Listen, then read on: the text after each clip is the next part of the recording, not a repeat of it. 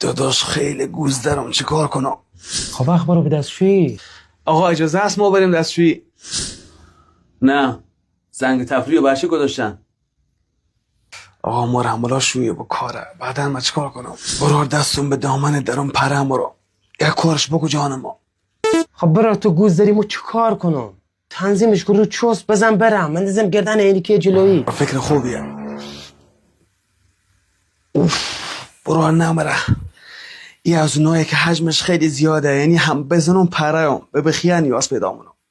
ای بابا پس یک کار منم برو مو بلند صرفه منم دهینه صرفه کردن ما تو گوزه بزن بره. ایول نقش خوبیه امیر برو.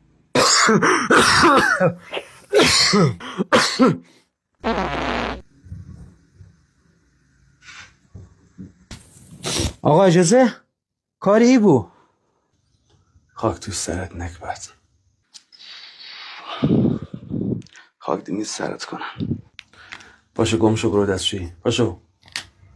آقا حقیقت به دستشویی دیگه نیاز ندارم، ولی اگه اجازه بدیم برم تا درمانگاه 100% به بخیه نیاز دارم.